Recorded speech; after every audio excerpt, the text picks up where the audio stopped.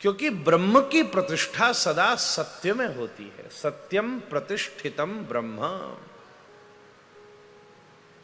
इससे यह भी विचार करना चाहिए, जो ब्रह्म जगत व्यापक है,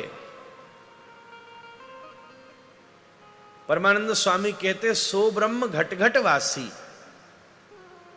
जो सर्वत्र व्याप्त ईश्वर है। प्रासा देसा पतिपति चसा पृष्ठत सब पुरस्सा पर्यंकेशा दिश दिशि चसा तद्वियोगा तुरस्या हम हो चेत प्रकृतिरपरा प्रेयसी कापि सासा सा सा सा सा जगत निखले कोयम अद्वैतवाद। सकल घट व्यापक है तो वो सकल घट व्यापक, पर यहां उपनिषदों ने एक दृष्टि दे दी, सकल घट व्यापक होते हुए भी जो ब्रह्म का अनुभव है वो सत्य में ही प्रतिष्ठित प्रतीत होगा। किसी असत्य वस्तु में, किसी अपवित्र वस्तु में, किसी अयोग्य वस्तु में चाहे ब्रह्म व्याप्त क्यों न हो, पर उस वस्तु में ब्रह्म प्रतिष्ठित प्रतीत नहीं होगा। देखा जाए तो वो तो सकल घट व्यापक है, सब जगह है।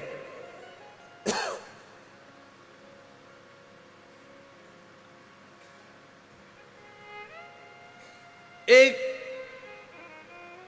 बढ़िया पका जोरदार आम हो, हमारे स्वामी जी महाराज सुबह क्या चाव से आम खावे महाराज, बढ़िया आम हो और मैं थोड़े दिना के बाद में वो सड़ गल गया हो, कोई आम धरे धरे। अब वेदांत की दृष्टि से देखा जाए तो ब्रह्म तो दोनों में ही है, क्योंकि वहां तो द्वितीयो नास्ति, दूसरा कोई है ही नहीं। पर जैसे स्वादिष्ट परिपक्व सुगंधित सौष्ठु आम्र में ब्रह्म प्रतिष्ठित प्रतीत होगा, ऐसे ही विगलित बेस्वाद दुर्गंधित आम्र में क्या तद्वत ब्रह्म प्रतिष्ठित प्रतीत संभव है महाराज? संभव नहीं है। इसलिए सत्यम प्रतिष्ठितम ब्रह्म, उपनिषद कह रहे हैं ब्रह्म जो है वो सत्य प्रतिष्ठित है।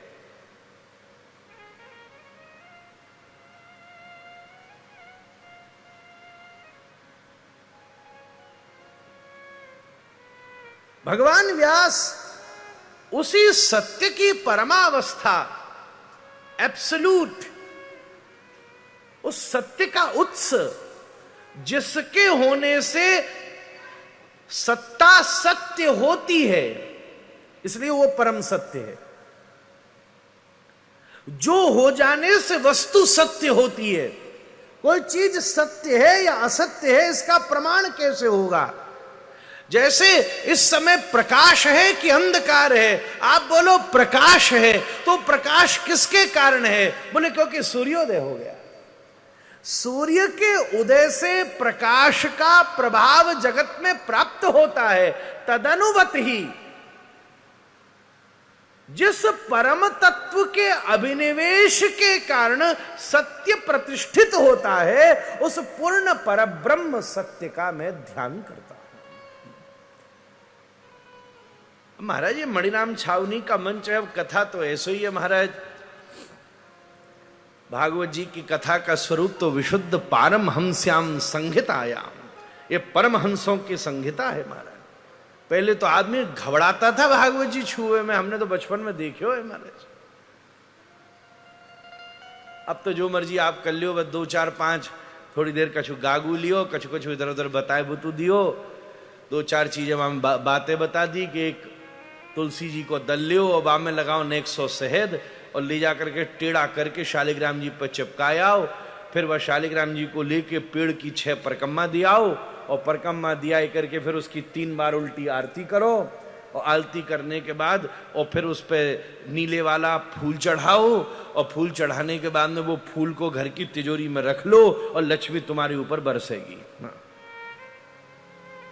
हे नाथ, श्रीमद् भागवत जी तो विशुद्ध वेदांत है महाराज, सांख्य है, वैशेषिक है। थोड़ा सा ये मैं निवेदन ये करूं, ये कहने का मेरा अर्थ ये है, एक बार मुझे एक स्कूल में मैं रुका, मध्य प्रदेश की ही बात है, शहर का नाम नहीं बताऊंगा, चलो बता देता हूं, विदिशा। वहां एक स्कूल में मैं रुका और वो जो स्कूल के प्रबंधक थे वो ही स्वयं, उनके बाल बच्चा भी उसी स्कूल में पढ़ते थे, वो भी वहीं रहते थे, हम भी वहीं रहे, और एक स्थान पर कथा थी। तो प्रातः के समय वहां स्कूल चलता था। अब पूरा ही स्कूल तो सारे ग्रंथ वहीं। हमने एक बार देखा उनके घर में तीसरी कक्षा की एक कन्या बैठी थी, मिलने गया मैं, तीसरी कक्षा की कन्या बढ़िया सुंदर चित्रकारी बनाती थी, जोड़ती थी। जब किसी नर्सरी वाले बच्चा को दिया जाता है तो वो सिंह साहब डॉट डॉट नहीं लगाया जाता कि इससे ये मिला लो तो अ बनेगा, इससे ये मिला लो तो ख बनेगा। उसका अभ्यास ऐसा था। तीसरी कक्षा की कन्या, और उसने 10वीं कक्षा के गणित की एक किताब ले रखी थी, और 10वीं कक्षा की गणित की भूगोल की किताब में बड़े बड़े विद्वान स्नातकों के द्वारा दिए गए जो फॉर्मूला थे वो लिखे थे, और वो उन फॉर्मूला में डॉटों में जोड़ जोड़ के डायग्राम की जगह पेंटिंग बना रही थी। हमने कहा लाली तू ये क्या कर रही है? तो बोली ये भी तो पेंटिंग की किताब है। हम बोले ना बेटी, ये पेंटिंग की किताब नहीं है, डायग्राम की किताब है। बोले दोनों में क्या फर्क है? बोले तीसरी कक्षा में पेंटिंग बनाई जाती है, 10वीं कक्षा में डायग्राम बनाया जाता है, ये गणित की किताब है। बोले ये मुझे नहीं पढ़नी है। बोले अभी पढ़नी है, थोड़ी देर ठहर जा, अभी तीसरी में, चौथी में आ जा, 5वीं में आ जा, फिर जब 10वीं में आएगी तो तुझे पता चल जाएगा जो डॉट डॉट बना करके ए बनता था वो ए ये नहीं है, ये दूसरा विषय है, ये अल्फा बीटा गामा है, ये जरा दूसरी चीज है, जरा गंभीरता से अध्ययन कर। तब वो समझ गई। कभी कभी हमें ऐसा ही प्रतीत होता है कि 10वीं क्लास की किताब कहीं तीसरी क्लास के लोगों के हाथ में तो नहीं लग गई है महाराज, कहीं ऐसा तो नहीं हो गया है। ऐसा नहीं है कि 10वीं क्लास की किताब पढ़नी नहीं है, पर वहां तक पहुंचने का अभ्यास तो करना है। श्रीमद् भागवत परमहंसों की संहिता है। जब सुखदेव जी बोल रहे हैं तो श्रोताओं के रूप में सबसे पीछे पराशर बैठे, स्वयं बाबा बैठे, शांडिल्य बैठे, सूत बैठे, वो बैठ करके अभ्यास करके सोच रहे हैं क्या कहना चाहिए।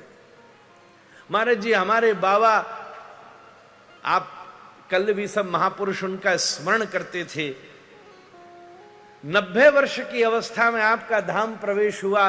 एक बार हमको बोले बेटा 76 साल हो गए हमको भागवत पर बोलते बोलते, पर सत्य कहूं तो मैं आज तक भागवत जी के किसी एक श्लोक की भी पूरी व्याख्या नहीं कर सका महाराज। ऐसा अद्वितीय ब्रह्ममय ग्रंथ है महाराज।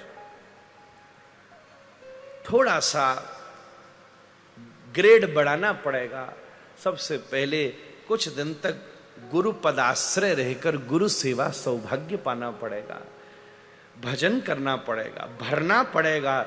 जैसे किसी टोंटी के नीचे किसी घड़े को रख दो तो धीरे धीरे धीरे धीरे वो घड़ा भरता है, और भरने के बाद अगर टोंटी बंद न करो तो छलकने लगता है। उसी प्रकार गुरु कृपा के आश्रय में तुम बैठ जाओ, पहले धीरे धीरे अपना घड़ा भर तो लो, और जब भरने के बाद वो मुख से छलकने लगेगा तब अपने आप मुख से कथा का प्रवाह प्रवाहित हो जाएगा महाराज। ये इसका अनुमोदन है।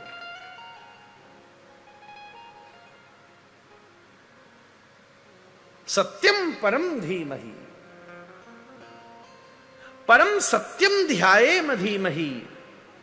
श्रीमद् भागवत का प्रथम श्लोक गायत्री का भी अप्राकृतिक भाष्य है। इसलिए गायत्री मंत्र को जब श्लोक रूप में परिणत किया गया तो श्लोक रूप में उस मंत्र की परिणति ही श्रीमद् भागवत के प्रथम श्लोक में प्राकट्य प्राप्त करती है।